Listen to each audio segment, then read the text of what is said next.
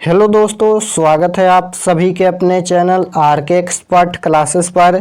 तो अभी के इस क्लास में हम लोग पढ़ने वाला है बिहार बोर्ड मैट्रिक एग्जाम 2024 के लिए साइंस यानी विज्ञान में भौतिक, रसायन शास्त्र और जीव विज्ञान यानी फिजिक्स, केमिस्ट्री, बायोलॉजी तीनों सब्जेक्ट को मिलाकर यहाँ पर अभी के इस क्लास में 40 VVI ऑब्जेक्टिव क्वेश्चन हम बताने वाले हैं। तो आप लोग से रिक्वेस्ट है कि प्लीज़ आप लोग क्लास में अंत तक बने रहिएगा। ये 40 ऑब्जेक्टिव क्वेश्चन बार बार आपके परीक्षा में पूछा जाता है, तो आप लोग से रिक्वेस्ट है कि क्लास में अंत तक बने रहिएगा। काफ़ी ज़्यादा महत्वपूर्ण ये क्लास है। तो चलिए हम बिना देर के क्लास को स्टार्ट करते हैं। चैनल पर नए होंगे तो चैनल को सब्सक्राइब कर लीजिएगा ताकि आने वाले नेक्स्ट क्लास आपके पास जरूर पहुँचे। पहला नंबर क्वेश्चन पूछा गया है, पराग कोश में पाए जाते हैं। पराग कोश में क्या पाए जाते हैं? चार ऑप्शन दिया गया है कि पराग कोश में क्या पाए जाते हैं, दल पुंज या स्त्री केसर या परागकण या इनमें से कोई नहीं। तो पराग कोश में क्या पाए जाते हैं? तो पराग कोश में परागकण पाए जाते हैं। ऑप्शन नंबर सी बिल्कुल राइट आंसर हो जाएगा। नेक्स्ट क्वेश्चन पूछा गया है, नर युग्मक एंड मादा युग्मक के संकलन को कहते हैं। बताना है यहाँ पर कि नर युग्मक एंड मादा युग्मक के संकलन को क्या कहते हैं? तो याद रखिएगा निषेचन कहते हैं। ऑप्शन नंबर ए बिल्कुल राइट आंसर हो जाएगा। नेक्स्ट क्वेश्चन पूछा गया है, मनुष्य कोशिका में गुणसूत्रों की संख्या क्या है? बताना है कि मनुष्य कोशिका में गुणसूत्रों की संख्या क्या होता है? तो याद रखिएगा 46 गुणसूत्र होते हैं, यानी बोले तो 23 जोड़ा गुणसूत्र होता है और 23 दूना 46 गुणसूत्र होते हैं। याद रखिएगा 23 जोड़ा होता है और कुल मिलाकर यहाँ पर 46 गुणसूत्र होते हैं, तो याद रखिएगा। नेक्स्ट क्वेश्चन पूछा गया है, भोजन का पचना किस प्रकार की अभिक्रिया है? बताना है कि भोजन का पचना किस प्रकार की अभिक्रिया है। उपचयन अभिक्रिया है या अपचयन अभिक्रिया है या संयोजन अभिक्रिया है या विस्थापन अभिक्रिया है।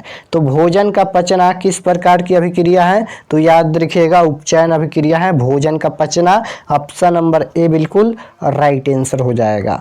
नेक्स्ट क्वेश्चन पूछा गया है 5 नंबर, एंड्रोजन है। एंड्रोजन क्या है? बताना है कि एंड्रोजन क्या है। तो याद रखिएगा एंड्रोजन नर्लिंग हार्मोन है। ऑप्शन नंबर ए बिल्कुल राइट आंसर हो जाएगा। नेक्स्ट क्वेश्चन पूछा गया है, मानव हृदय में कितने कोष्ठ पाए जाते हैं? बताना है कि मानव हृदय में कितने कोष्ठ पाए जाते हैं, 2 या 3 या 4 या 5। तो याद रखिएगा मानव हृदय में 4 कोष्ठ पाए जाते हैं। ऑप्शन नंबर यहाँ पर सी बिल्कुल राइट आंसर हो जाएगा। मानव हृदय में कुल 4 कोष्ठ पाए जाते हैं। नेक्स्ट क्वेश्चन पूछा गया है, मैग्नीशियम पाया जाता है। बताना है कि मैग्नीशियम किस में पाया जाता है? तो मैग्नीशियम क्लोरोफिल में पाया जाता है। याद रखिएगा ऑप्शन नंबर ए बिल्कुल राइट आंसर हो जाएगा। नेक्स्ट क्वेश्चन पूछा गया है, हीमोग्लोबिन की कमी से कौन सा रोग होता है? बताना है कि हीमोग्लोबिन की कमी से कौन सा रोग होता है, मधुमेह या पीलिया या एनीमिया या डायरिया। तो हीमोग्लोबिन की कमी से एनीमिया रोग होता है। ऑप्शन नंबर सी बिल्कुल राइट आंसर हो जाएगा। नेक्स्ट क्वेश्चन पूछा गया है 9 नंबर, प्रकाश संश्लेषण की क्रिया होती है। बताना है यहाँ पर कि प्रकाश संश्लेषण की क्रिया किसमें होती है, कवकों में या जंतुओं में या हरे पौधों में या परजीवी में। तो प्रकाश संश्लेषण की क्रिया हमेशा हरे पौधों में होती है। ऑप्शन नंबर यहाँ पर सी बिल्कुल राइट आंसर हो जाएगा। याद रखिएगा प्रकाश संश्लेषण की क्रिया हमेशा हरे पौधों में होती है। नेक्स्ट क्वेश्चन पूछा गया है 10 नंबर, मेंडल ने अपने प्रयोग के लिए बगीचे में उगाए जाने वाले किस पौधे का चयन किया? बताना है कि मेंडल ने अपने प्रयोग के लिए बगीचे में उगाए जाने वाले किस पौधे का चयन किया? तो साधारण मटर का चयन किया। ऑप्शन नंबर ए बिल्कुल राइट आंसर हो जाएगा। नेक्स्ट क्वेश्चन पूछा गया है 11 नंबर, हीलियम कैसा तत्व है? बताना है कि हीलियम कैसा तत्व है, अक्रिय या क्रियाशील या धातु या उपधातु। तो हीलियम कैसा तत्व है? तो हीलियम एक अक्रिय तत्व है। ऑप्शन नंबर ए बिल्कुल राइट आंसर हो जाएगा। नेक्स्ट क्वेश्चन पूछा गया है, सबसे कठोर प्राकृतिक पदार्थ है। बताना है यहाँ पर कि सबसे कठोर प्राकृतिक पदार्थ क्या है, सोना या चांदी या हीरा या लोहा। तो सबसे कठोर प्राकृतिक पदार्थ क्या है? तो याद रखिएगा हीरा होता है। ऑप्शन नंबर सी बिल्कुल राइट आंसर हो जाएगा। नेक्स्ट क्वेश्चन पूछा गया है 13 नंबर, किस धातु को चाकू से सरलता से काटा जा सकता है। बताना है कि किस धातु को चाकू से हम काट सकते हैं आसानी से, लोहा को या तांबा को या कैल्शियम को या सोडियम और लिथियम को। तो याद रखिएगा सोडियम और लिथियम को चाकू से आसानी से हम काट सकते हैं। क्यों काट सकते हैं? क्योंकि सोडियम और लिथियम बहुत ही मुलायम होते हैं। नेक्स्ट क्वेश्चन पूछा गया है कौन सा धातु कमरे के ताप पर द्रव होता है। बताना है यहाँ पर कि कौन सा धातु कमरे के ताप पर द्रव होता है। तो याद रखिएगा पारा होता है। ऑप्शन नंबर यहाँ पर बी बिल्कुल राइट आंसर हो जाएगा। और अधातु पूछेगा तो ब्रोमीन हो जाएगा। यहाँ पर धातु पूछा है तो पारा हो जाएगा। नेक्स्ट क्वेश्चन पूछा गया है लोहे की परमाणु संख्या है। बताना है कि लोहे की परमाणु संख्या क्या है। तो लोहे की परमाणु संख्या 26 होता है। याद रखिएगा ऑप्शन नंबर डी बिल्कुल राइट आंसर हो जाएगा। नेक्स्ट क्वेश्चन पूछा गया है उदासीन विलयन का पीएच मान होता है। बताना है कि उदासीन विलयन का पीएच मान क्या होता है। तो उदासीन विलयन का पीएच मान 7 होता है। अम्ल का पीएच मान 7 से कम होता है। क्षार का पीएच मान 7 से ज़्यादा होता है। याद रखिएगा अम्ल का पीएच मान 7 से कम, क्षार का पीएच मान 7 से ज़्यादा। देखिए यहाँ पर ये स्केल होता है, यहाँ पर होता है अम्ल, यहाँ से लेकर 1 2 3 और यहाँ पर 4 5 और यहाँ पर 6 तक जो होता है वो अम्ल होता है। याद रखिएगा अम्ल होता है, यहाँ पर अम्ल होता है। और जो यहाँ पर बीच में होता है 7 ये उदासीन होता है। याद रखिएगा ये उदासीन होता है। यहाँ पर लिख देते हैं उदासीन। तो यहाँ पर ये उदासीन होता है। और यहाँ पर देखिए जो 7 से आगे होता है यानी यहाँ पर 8 और यहाँ पर 9 और 10 यहाँ पर डॉट डॉट जो आगे तक जाएगा वह क्या होता है। तो याद रखिएगा ये क्षार होता है। याद रखिएगा तो अम्ल का पीएच मान 7 से कम होता है, क्षार का पीएच मान 7 से ज्यादा होता है। और जो यहाँ पर बीच में बचता है 7 वह केवल उदासीन विलयन का पीएच मान होता है। नेक्स्ट क्वेश्चन पूछा गया है निम्नलिखित में कौन अम्ल है। यानी वही क्वेश्चन पूछा गया है कि निम्नलिखित में कौन अम्ल का पीएच मान है। यहाँ पर पीएच मान होना चाहिए। तो अम्ल का पीएच मान अभी 7 से कम होता है, बताए हैं अभी बताए हैं। तो 7 से कम देखिए 2 है, ऑप्शन नंबर डी में दिया है। नेक्स्ट क्वेश्चन 18 नंबर पूछा गया है सिल्वर क्लोराइड का रंग होता है। बताना है कि सिल्वर क्लोराइड का रंग कैसा होता है, काला या पीला या सफेद या हरा। तो सिल्वर क्लोराइड का रंग सफेद होता है। ऑप्शन नंबर सी बिल्कुल राइट आंसर हो जाएगा। नेक्स्ट क्वेश्चन पूछा गया है नमक का रासायनिक सूत्र क्या होता है। बताना है कि नमक का रासायनिक सूत्र क्या होता है। तो नमक का रासायनिक सूत्र NaCl होता है, जो कि ऑप्शन नंबर ए में दिया है। नेक्स्ट क्वेश्चन पूछा गया है प्रकाश के अपवर्तन के कितने नियम हैं। बताना है कि प्रकाश के अपवर्तन के कितने नियम होते हैं। तो याद रखिएगा प्रकाश के अपवर्तन पूछे या प्रकाश के परावर्तन पूछे, दोनों का मात्र 2 ही नियम होता है। तो याद रखिएगा। नेक्स्ट क्वेश्चन पूछा गया है समतल दर्पण की फोकस दूरी होती है। बताना है यहाँ पर कि समतल दर्पण की फोकस दूरी क्या होती है, अनंत या शून्य या 50 सेंटीमीटर या 100 सेंटीमीटर। तो समतल दर्पण की फोकस दूरी क्या होता है। तो समतल दर्पण की फोकस दूरी अनंत होता है। ऑप्शन नंबर ए बिल्कुल राइट आंसर हो जाएगा। नेक्स्ट क्वेश्चन पूछा गया है 22 नंबर क्वेश्चन है उत्तल दर्पण का उपयोग होता है। बताना है यहाँ पर कि उत्तल दर्पण का उपयोग कहाँ होता है, वाहन के साइड मिरर के रूप में या चेहरा देखने के लिए या फोकस ज्ञात करने में या दाढ़ी बनाने में। तो याद रखिएगा उत्तल दर्पण का उपयोग होता है वाहन के साइड मिरर के रूप में। ऑप्शन नंबर ए बिल्कुल राइट आंसर हो जाएगा।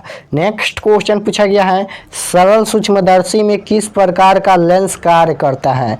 बताना है कि सरल सूक्ष्मदर्शी में किस प्रकार का लेंस कार्य करता है, उत्तल लेंस या अवतल लेंस या उत्तल दर्पण या अवतल दर्पण। तो दर्पण तो होगा नहीं क्योंकि यहाँ पर क्या है सरल सूक्ष्मदर्शी की बात की जा रही है, तो लेंस होगा।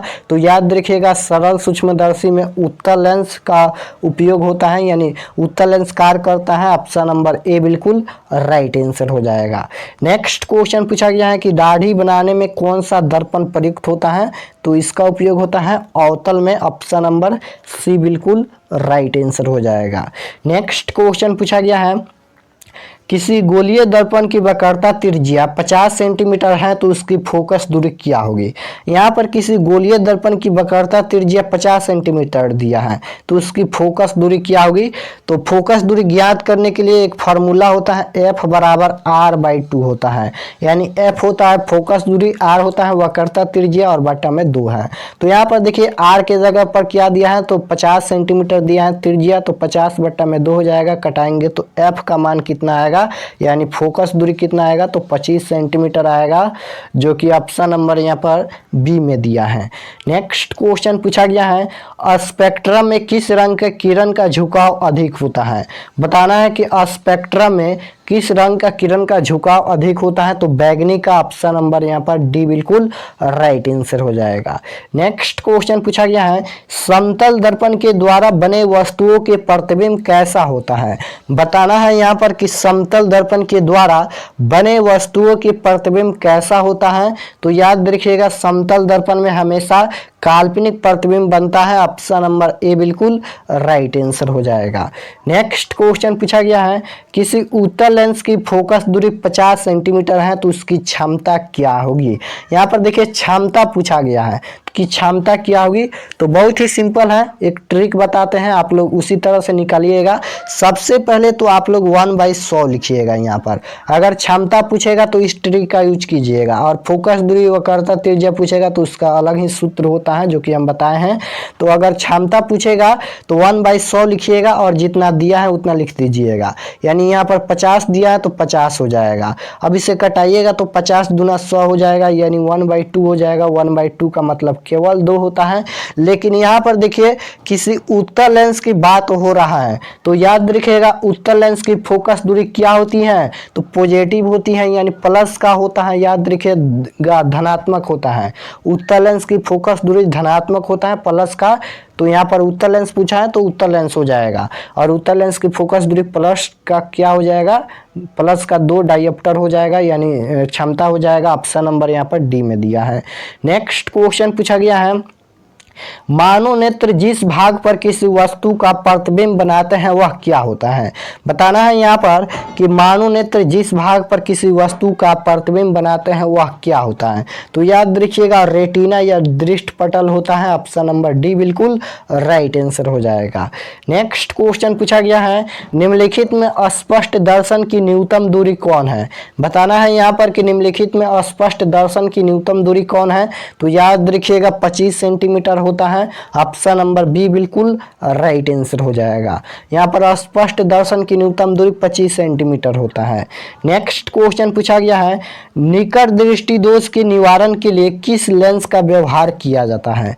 बताना है यहाँ पर कि निकट दृष्टि दोष के निवारण के लिए किस लेंस का व्यवहार किया जाता है। तो निकट दृष्टि दोष पूछा है तो अवतल लेंस का व्यवहार किया जाता है। दूर दृष्टि दोष पूछेगा तो उत्तल लेंस का व्यवहार किया जाता है। दोनों याद रखिएगा। नेक्स्ट क्वेश्चन पूछा गया है 32 नंबर, चंद्रमा पर खड़े अंतरिक्ष यात्री को आकाश प्रतीत होता है। बताना है यहाँ पर कि चंद्रमा पर खड़े अंतरिक्ष यात्री को आकाश कैसा प्रतीत होता है। तो काला प्रतीत होता है, क्योंकि वहां पर कोई भी वायुमंडल नहीं हो पाता है, न ही वहां पर कोई प्रकीर्णन हो पाता है। इसलिए चंद्रमा पर खड़े अंतरिक्ष यात्री को आकाश नीला की अपेक्षा काला प्रतीत होता है। नेक्स्ट क्वेश्चन पूछा गया है, विद्युत हीटर विद्युत धारा के किस प्रभाव पर कार्य करती हैं। बताना है यहाँ पर कि विद्युत हीटर विद्युत धारा के किस प्रभाव पर कार्य करती है। ऊष्मीय प्रभाव या चुंबकीय प्रभाव या प्रतिरोध पर, या इनमें से कोई नहीं। तो विद्युत हीटर विद्युत धारा के ऊष्मीय प्रभाव पर कार्य करती हैं। ऑप्शन नंबर ए बिल्कुल राइट आंसर हो जाएगा। नेक्स्ट क्वेश्चन पूछा गया है 34 नंबर, परिपथ में विद्युत धारा की माप किससे की जाती है। बताना है यहाँ पर कि परिपथ में विद्युत धारा की माप किससे की जाती है। तो एमीटर से की जाती है। ऑप्शन नंबर बी बिल्कुल राइट आंसर हो जाएगा। नेक्स्ट क्वेश्चन पूछा गया है, विभव और विभवांतर का एसआई मात्रक क्या होता है। विभव और विभवांतर का एसआई मात्रक क्या होता है। तो याद रखिएगा वोल्ट होता है। ऑप्शन नंबर यहाँ पर ए बिल्कुल राइट आंसर हो जाएगा। विभव और विभवांतर का एसआई मात्रक वोल्ट होता है। नेक्स्ट क्वेश्चन पूछा गया है आवेश का एसआई मात्रक होता है। बताना है यहाँ पर कि आवेश का एसआई मात्रक क्या होता है। तो आवेश का एसआई मात्रक कूलाम होता है। ऑप्शन नंबर डी बिल्कुल राइट आंसर हो जाएगा। नेक्स्ट क्वेश्चन पूछा गया है खिलौनों में किस सेल का उपयोग होता है। बताना है कि खिलौनों में किस सेल का उपयोग होता है। तो सूखा सेल का उपयोग होता है। ऑप्शन नंबर ए बिल्कुल राइट आंसर हो जाएगा। नेक्स्ट क्वेश्चन पूछा गया है नाभिकीय ऊर्जा प्राप्त करने हेतु आवश्यक है। बताना है यहाँ पर कि नाभिकीय ऊर्जा प्राप्त करने हेतु आवश्यक है हीलियम या क्रोमियम या यूरेनियम या एल्युमिनियम। तो याद रखिएगा नाभिकीय ऊर्जा प्राप्त करने हेतु क्या आवश्यक है। तो यूरेनियम आवश्यक है। ऑप्शन नंबर सी बिल्कुल राइट आंसर हो जाएगा। नेक्स्ट क्वेश्चन पूछा गया है विद्युत धारा उत्पन्न करने की युक्त को कहते हैं। विद्युत धारा उत्पन्न करने की युक्त को क्या कहते हैं। जनित्र या मीटर, यहाँ पर दो बार मीटर हो गया है, या वोल्ट मीटर। तो विद्युत धारा उत्पन्न करने की युक्त को जनित्र कहते हैं। ऑप्शन नंबर ए बिल्कुल राइट आंसर हो जाएगा। चलिए नेक्स्ट क्वेश्चन, आज का यह लास्ट क्वेश्चन है कि हीरा एंड ग्रेफाइट किसका अप्रूफ है। बताना है यहाँ पर कि हीरा एंड ग्रेफाइट किसका अप्रूफ होता है। तो याद रखिएगा कार्बन का अप्रूफ होता है, और कार्बन का संकेत क्या होता है। तो सी होता है। तो यहाँ पर हमने साइंस यानी विज्ञान के 40 MCQ यानी VVI ऑब्जेक्टिव क्वेश्चन बताए हैं, जो कि मैट्रिक बोर्ड परीक्षा 2024 के लिए काफ़ी महत्वपूर्ण, ये 40 महत्वपूर्ण ऑब्जेक्टिव क्वेश्चन है। और ये 40 महत्वपूर्ण ऑब्जेक्टिव क्वेश्चन पिछले साल बार बार मतलब रिपीट हुआ है, बार बार एग्जाम में पूछा जाता है। इसलिए आप लोग से रिक्वेस्ट है कि यह 40 क्वेश्चन को आप लोग प्लीज़ ज़रूर से ज़रूर याद कर लीजिएगा। तो आई होप कि आप लोग यह क्लास आप लोग समझे होंगे अच्छी तरह से। अगर आप लोग चैनल पर नए होंगे तो चैनल को सब्सक्राइब जरूर करना, ताकि आने वाले नेक्स्ट क्लास आपके पास ज़रूर पहुँचे, और वीडियो को लाइक ज़रूर करना। तो मिलते हैं नेक्स्ट क्लास में। आप सभी को ऑल द बेस्ट।